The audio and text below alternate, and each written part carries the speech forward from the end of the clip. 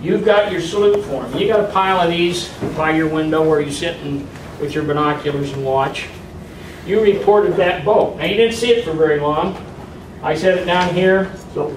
Where is it now? Oh, we hung it up. Okay. It's hard to see. How many would pick that boat?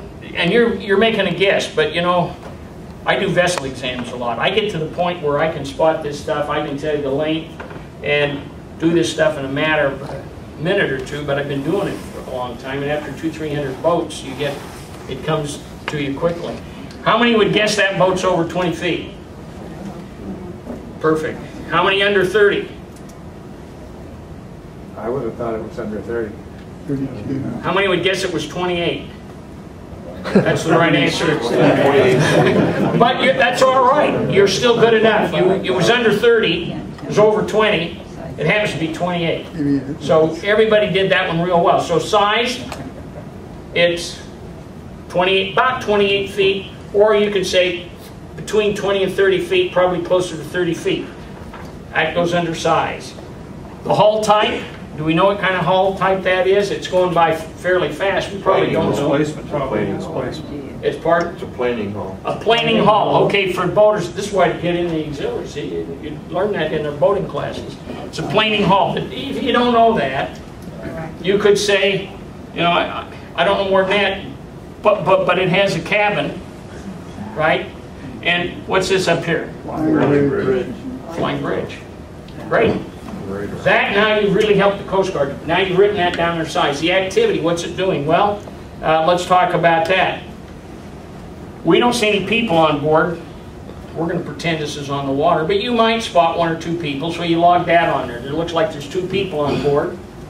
He's got his fenders hanging over the side, which is... He needs to take a boating class. Yeah, but you know what? That's great. If you saw, let me tell you something. I just came back.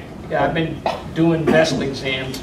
I've seen guys out in the water with their fenders. You know what? I've had mine out once or twice too. I don't feel like going out and pulling those up. I'm going to be coming in, and I don't feel like putting them down. But it shows a guy that isn't all there as far as his boating. So that's an important thing for the law enforcement to know.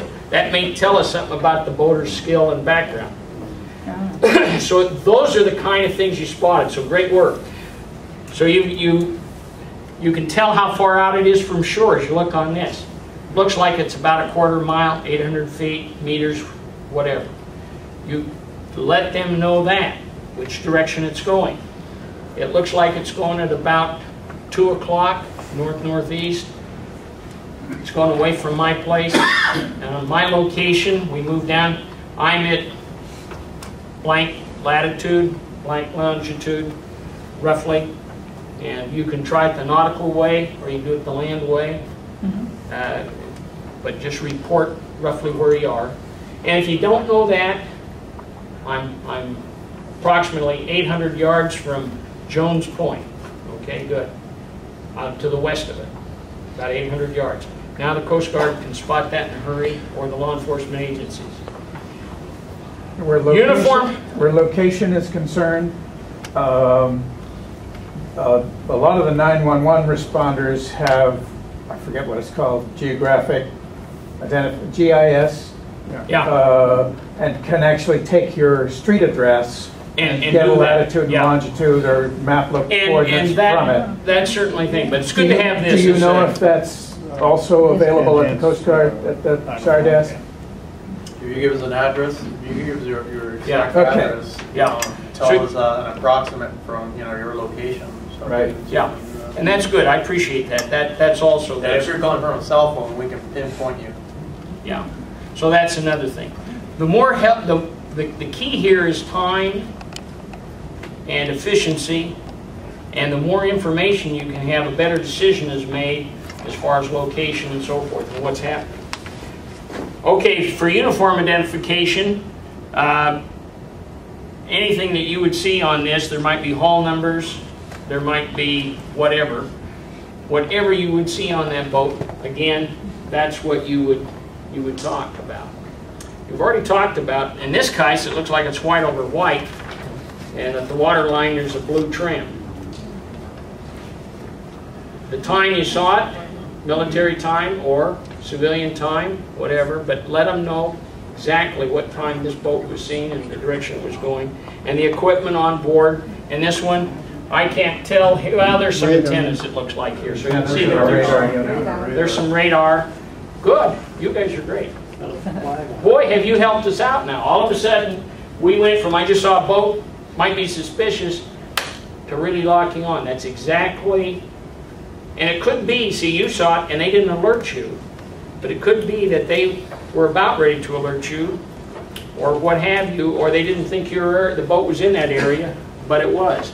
Now we have just a real quick story. I was told that I needed to have somebody share their experience doing just this very thing, and I think it's this lady right here. If you would take just a minute, because we are running late, but please share your story with us. Want me to come up there? Sure. Oh, you bet. Yeah. Well, it was that fishing vessel that caught fire. It was on the 29th of July, and our neighbor across the street, we had just come home, my husband and I, we got home at 6:15, and it was really kind of brief, but it was, we returned home approximately 6:15 p.m. Neighbors told us about a fishing boat on fire in straits directly north of us. Hard to see through scope due to haze, but could see fire at bow area and lots of smoke. U.S. Coast Guard was there. 2 large U.S. Coast Guard boats for sure, and much smaller vessel that has red and orange top with flashing light staying close to fishing boats. 6:50 p.m. 1 large U.S. Coast Guard headed west. Even smaller boat with red flashing lights in and around fishing boat. 7:10 p.m. smaller boat now headed east. 7:20 heavy black smoke starting again. Very hazy, hard to scope. 7:35 both small assist boats and U.S. Coast Guard standing east and away from still smoking fishing boat. Appears to be more smoke rolling off fishing boat. 7:40, I called it an assist boat. I couldn't figure out what it was, but assist boat with flashing light back over by fishing boat. 8:05 just standing by and watching. U.S. Coast Guard and assist boat. Slowly drifting eastward, the boat that was on fire would look like it was slowly drifting east. 8:15 p.m. Smoke is getting quite heavy again, whitish. Listing to port.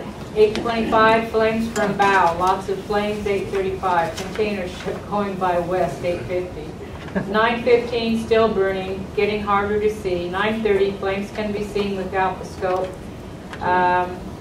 10 o'clock a fire can still be seen without scope, and then at 10:30 when you can tell the whole boat was engulfed in flame because of the fire that was the length of the fire. And then I was so tired I went to bed, and then I heard on the news that it was around 10:30 that boat did sink, so it must have been. And were there people in the water?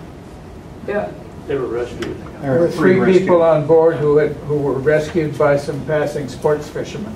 Yeah, we read that in the paper, but that was The it, and I cut out the clipping. propane fire. But one of our neighbors did walk by, and the next day, and they said, "Did you see that boat that was aflame out there?" And I said yes, and told them that it was the fishing boat. They said they heard the explosion of the propane tanks that had gone off. Well, thank you very much. So this is the kind of thing, you see something like that, you may be the first person to see that. In those kind of cases, get it in right away, where there's threat of life. And I did call Dick. She did? She did, and we took it from there. So thank you very much, unless there's any questions. Yes, ma'am. Well, it's just a quick comment.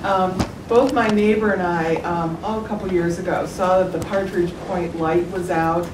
And I don't know about him, but we waited a day or two before we called in. We thought surely somebody else would have called in. And when I finally got a hold of it, I thought, I'm going to call the Coast Guard. At that point, they had not been informed of that, and that light had been out for like a couple days. So it's real easy to assume that somebody else has called in. Don't assume. Exactly, and that's why at this point, and as Mr. Leonard kind of mentioned, but I would not discourage anybody to just if it's just something strange, just pick up the phone and dial in, call the command center. That's what we're here for. That's what we have those people in there for. I mean, if you have doubts about it, that it might be something, it might not be anything, we don't care. We just want to know.